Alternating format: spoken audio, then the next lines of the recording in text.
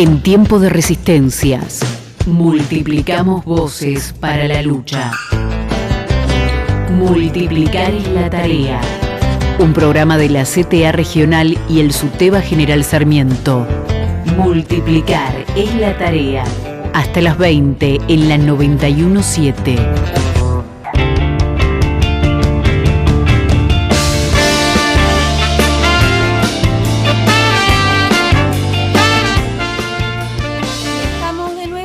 Las 7:01 y esta vez sí nos podemos comunicar con Diego Vidal desde Brasil, un poco para darnos un panorama de lo que está pasando en estos días por este país hermano. ¿Qué tal, Diego?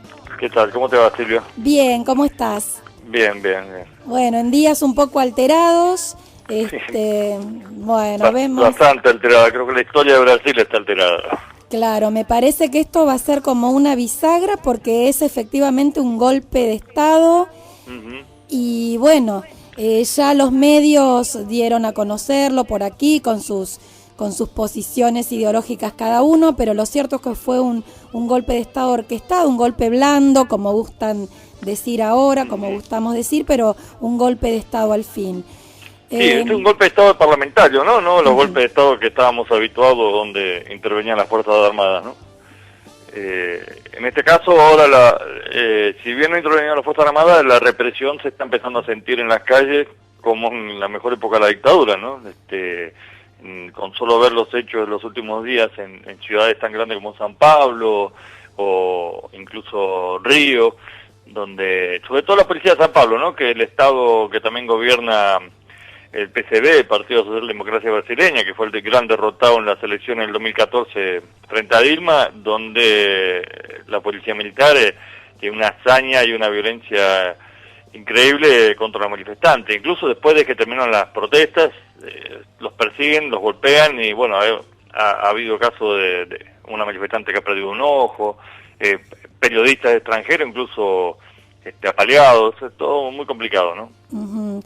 Bueno, porque claro, salieron a la calle los partidarios de Dilma que fueron desoídos en todas estas jornadas del, entre comillas, juicio político que se le hace, porque en un principio había un cierto letargo, nos parece a nosotros desde aquí.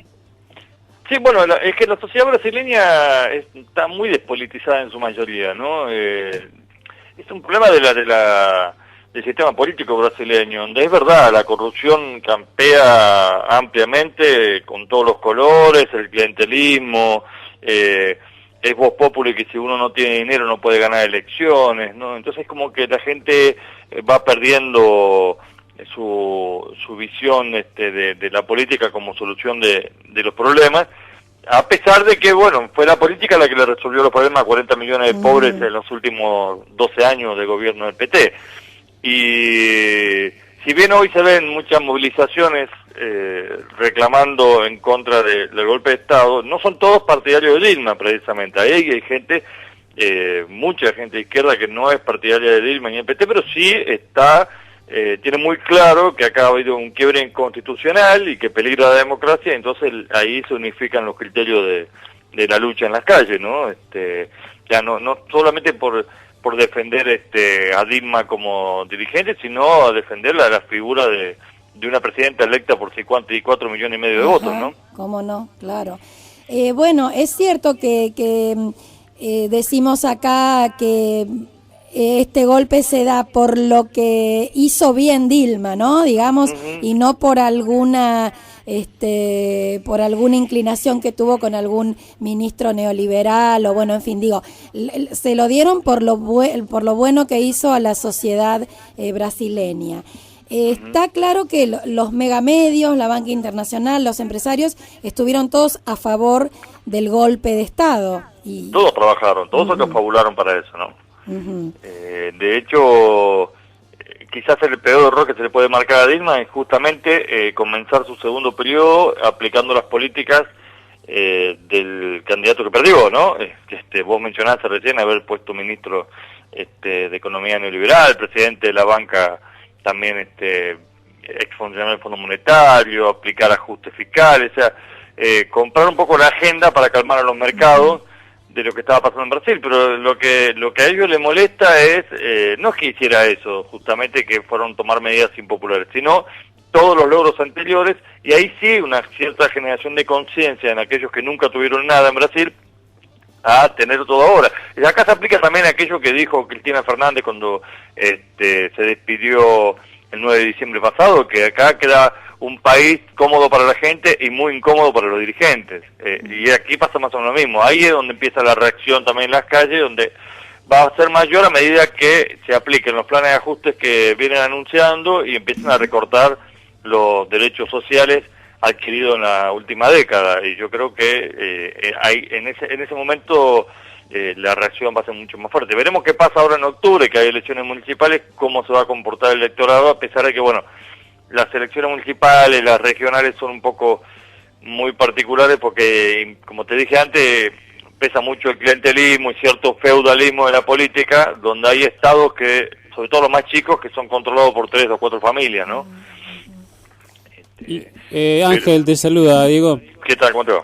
No, sería interesante por ahí tal vez recordar, digamos, el motivo por el cual, digamos, se destituye a Dilma, ¿no? Y al mismo tiempo también caracterizar un poco a esos senadores, ¿no? Que terminaron votando esa destitución, que en mi caso me quedó muy presente un senador, un tal Romario, ¿no? Que fue uno de los jugador de fútbol y además campeón del mundo en el 94, ¿no? Que mirá qué mundial, ¿no? Es decir, justo en el momento que a Diego lo encuentran, digamos, y lo sacan del mundial, ¿no? Sería interesante que por ahí nos puedas contar, es decir, cómo hoy ves a Brasil desde el punto de vista de cómo es el entramado político y cómo ha quedado después de Dilma, por supuesto, también diciendo el por qué se destituyó.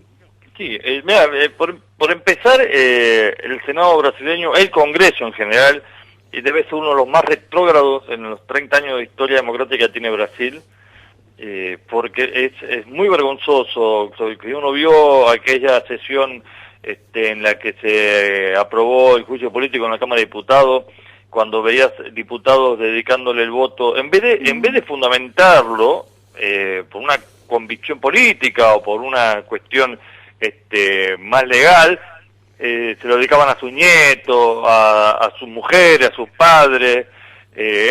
Hubo uno, el famoso Jair Bolsonaro, un defensor ultranza, ex militar, defensor ultranza de la dictadura, que se lo dedicó precisamente al general que fue el torturador de Dilma. O sea, no.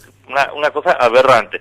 Y en la Cámara de Diputados justamente ahí existen dos bancadas muy fuertes que se llaman la bancada de la bala y la bancada de la Biblia.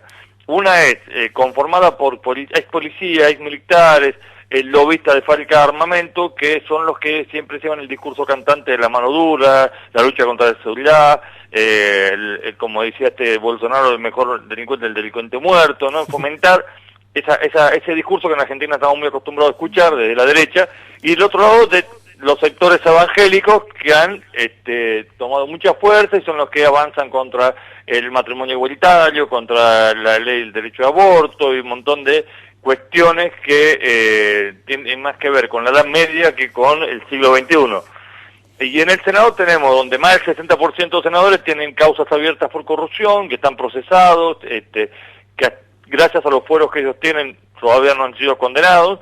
Y realmente es muy vergonzoso, ¿no? Que la acusan a Dilma de algo que aclaremos, porque hay mucha confusión en el exterior y sobre todo también pasa acá en Brasil, que Dilma no está acusada de corrupción, no se le acusó de ningún hecho de corrupción, sino de un hecho administrativo, que llaman acá las pedales fiscales, por lo cual se hacen movimientos contables para cubrir situaciones del presupuesto entre cuentas del Estado, o sea que no es que sacan plata o se endeuda al exterior sin autorización y entonces generan después un déficit muy grande de las cuentas del Estado. No, acá se ha tomado dinero de Banco del Estado para precisamente fomentar lo que llaman el Plan Zafra, que es la ayuda a la economía de la agricultura, sobre todo la agricultura familiar, y a los planes sociales, ¿no? Como Bolsa de Familia, que es la asignación universal por hijo acá en Brasil, o el plan de vivienda Miña Casa Miña Vida, ¿no? Justamente se usó dinero para favor de la gente, y ahí yo creo que fue el sumum que ellos buscaron como excusa para derrocarla. Pero señalemos algo más, por último, que esto que hizo Dilma lo hicieron todos los presidentes brasileños, lo hicieron y lo hacen todos los gobernadores, y lo hicieron y lo hacen todos los intendentes. Es más, 2 días después de que Dilma fue derrocada, el Senado aprueba una ley enviada por el propio Temer, donde ya no es delito hacer eso. O sea, el colmo del cinismo, ¿no? Claro, qué complicado el panorama. Y hoy están en los festejos por la independencia y bueno, también vos contabas acerca de la represión porque hubo manifestaciones en contra de Temer también, digamos. Sí. Contanos. Bueno, en Brasilia, donde el presidente tiene la tradición de hacer el paseo en auto descapotable el día del desfile del Día de Independencia, no lo pudo hacer Temer. Y tuvo fue abucheado, fue insultado por manifestaciones que estuvieron ahí presentes. Incluso están los del Movimiento Sin Tierra, que llevan acampado varios días ahí en Brasilia, cerca del Palacio Planalto, la Casa del Gobierno, que estaban marcando su presencia. De hecho, ayer se dio una situación coordinada en todo el país, donde el MST, o sea, los Sin Tierra, tomaron las delegaciones del Instituto de Reforma Agraria en todo Brasil. O sea, en todos los estados de Brasil tenías movilizaciones de los Sin Tierra ocupando las oficinas, empezando por el Ministerio en Brasilia, del Instituto de la Reforma Agraria, para evitar que justamente se vuelva hacia atrás en la política que tiene que ver de asistencia a los campesinos, del derecho al acceso a la tierra, porque se ve que eso es otra de las políticas del Mr. Fora Temer, como le dijo el empresario chino, de seguir marcando o profundizando la desigualdad histórica que ha tenido en la sociedad brasileña, ¿no? Claro, porque se me ocurre que ahora el poder hegemónico va a extender y querer seguir avanzando, ¿no? Tenía el freno del gobierno de Dilma y ahora va a ser como amo y señor y va a querer avanzar sobre estas políticas en algún punto más populares. No, seguro, no. De hecho, tienen en gatera ya para presentar cuestiones muy serias, como es eliminar el aguinaldo. Acá se llama el 13º salario, ¿no? Que es el salario extra que nosotros en Argentina generalmente cobramos medio aguinaldo a mitad de año y medio a fin de año. Acá cobran un aguinaldo más a fin de año. Piensan eliminarlo, recortar las vacaciones, que la mínima acá en Brasil son un mes en cualquier puesto, en cualquier trabajo, lo mínimo que tenés son un mes de vacaciones, y piensan recortarlo, aumentar la edad de jubilación a los 70 años, bueno, y así una serie de cuestiones que van a profundizar, como decía yo, la contradicción entre los brasileños que vivieron pasivamente toda esta situación con Dilma y el poder que va a intentar sostenerse de alguna manera. Ahora mismo escuchamos que el vicepresidente de Estados Unidos salió a apoyar a Temer, pero internamente eso no alcanza. En Brasil no le va a alcanzar a Temer y no sé qué va a pasar con Temer, si va a poder mantenerse los 2 años. Van a ser 2 años largos y muy duros para mantenerse hasta el 2018. Y si prospera estas manifestaciones que están reclamando, ya no por la vuelta de Dilma, sino elecciones ya, como fue en aquellos finales años de la dictadura, su preocupación principal es el candidato que encabeza las encuestas, es Lula. Ahí está la última pregunta un poco que te queríamos hacer, ¿no? El futuro de Lula, un poco también el futuro de Dilma, a la que no le quitaron la posibilidad de seguir haciendo política. ¿Cómo ves todo este panorama de los partidos populares, digamos? Bueno, hay una cacería sobre Lula, ¿no? Sobre Dilma no han podido. Dilma no tiene una sola causa, ni una sola denuncia, ni de corrupción, ni de malversación de fondo público, nada. Y sobre Lula inventan todos los días, aparecen causas diferentes, ¿no? Y no han podido probar nada, pero están buscando la manera, la vuelta de encauzarlo y no permitirle participar en unas posibles elecciones adelantadas o en el 2018. Ya, de eso te interrumpo, de eso también sabemos algo por acá. Bueno, pero no es casual. No, la derecha se mueve a nivel continental con los mismos intereses. Esa es la diferencia entre los que somos compañeros y los que son socios, ¿no? Entre los compañeros hay divergencia, entre los socios solamente hay diferencia económica que se resuelve muy fácil, ¿no? Y todo mantiene un libreto escrito que yo creo que, y no soy el único, eso ustedes lo habrán visto en muchos lados, que está escrito en un sector de Washington que están más cerca de Donald Trump que de Obama y que quieren controlar esta parte de la región que durante muchas décadas, durante más de una década, estuvieron olvidados, ¿no? Y si uno ve las tapas de los diarios, de los principales medios acá, militan el ajuste férreamente, ¿no? De golpe te quieren convencer que ya no es tan bueno estudiar en la universidad con una beca del Estado, que ya no es tan bueno consumir tal cosa. O sea, todo aquello que se va cayendo de la mesa de los derechos de los brasileños lo justifican de una manera que no conviene usarlo. Y en Argentina pasa lo mismo, ¿no? Mañana van a decir que no conviene bañarse con agua caliente porque irrita la piel y hacen 2 grados bajo cero, ¿no? Sí, sí, tal cual. Bueno, entonces decíamos que el futuro de Lula se lo quieren complicar, digamos, pero que aparece como el candidato más querido por el pueblo en general. Seguro. Incluso hoy apareció una entrevista que le hacen a Fernando Henrique Cardoso, que lo único que hacen es hablar mal de Lula. O sea, solamente, como dice Lula, cuando me entrevistan a mí nunca me preguntan por Cardoso. Cuando le entrevistan a él siempre le preguntan sobre Lula. Él parece un caso como Margarita Stolbizer con otro nivel de poder.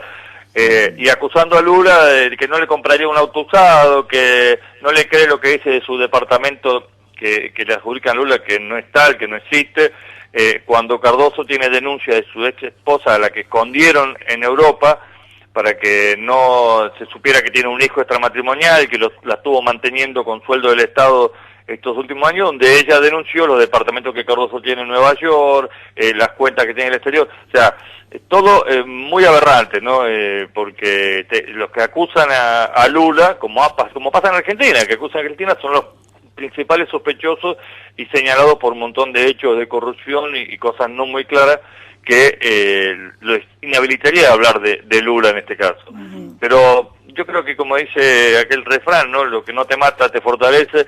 Si sigue en ese camino va a ser peor, porque Lula tiene un gran predicamento en las clases populares. A Lula le pueden tirar con todo, pero yo creo que en esto sale indemne, claro, ¿no? Sale airoso. Yo creo que sí. Esperemos a ver cómo se siguen dando las cosas y qué pasaría si aquí se adelantan las elecciones, ¿no? Que es muy complicado eso, conseguirlo, pero bueno, más con un Congreso con esa composición que yo les comenté al principio, claro, ¿no? Claro, y además toda la cuestión regional, ¿no? Que da para otro capítulo, Diego, me parece. Pero seguro, yo siempre decía que si Dilma no era derrocada, el que se veía complicado y automáticamente de toda esa situación era Macri. Imagínense entonces cómo quedaba el Mercosur si Dilma continuaba con el apoyo de Uruguay y Venezuela. Paraguay, que no existe, no tiene básicamente preso específico en el Mercosur. Macri iba a quedar totalmente aislado en este avance que han hecho también sobre los organismos supranacionales como son Mercosur, UNASUR, la CELAC, que ya vamos viendo que se van desactivando y van empezando a caer en desuso precisamente por la falta de utilización de estos acuerdos de integración. Por supuesto es lo que quiere Washington y es lo que sus principales cadetes se están llevando adelante, ¿no? Diego, la verdad que es muy interesante lo charlado y seguramente te vamos a seguir molestando, ¿sí? Llamándote a Brasil, porque la verdad que la mirada tuya sobre América Latina es muy interesante y además a nosotros nos sirve mucho. Sí, no, ustedes saben que pueden contar conmigo y yo les voy a dar un datito de lo extraño que es Brasil, ¿no? Yo vivo en el estado de Sergipe, en el nordeste brasileño, que el nordeste es un bastión del PT, porque cuando ha ganado las elecciones, los mayores lugares que se ha votado es en esta zona, y el que hoy gobierna, el intendente que hoy gobierna la capital, Aracaju, es un tipo vinculado con la dictadura, pero bueno, lleva creo que 2 periodos. Para esta próxima elección en octubre, él se piensa presentar de nuevo, pero el que encabeza las encuestas es un candidato del Partido Comunista de Brasil, que va aliado con el PT. Mira vos, bueno. Así que veremos qué puede llegar a pasar con estas elecciones, ¿no? Entonces te llamamos para después preguntarte qué pasó. ¿Qué te parece? Cuando quieran. Gracias, Diego. Hasta luego. Un abrazo. Diego Vidal pasó aquí, un periodista latinoamericano, argentino, ahí en Brasil, que con su mirada, una mirada verdaderamente latinoamericana.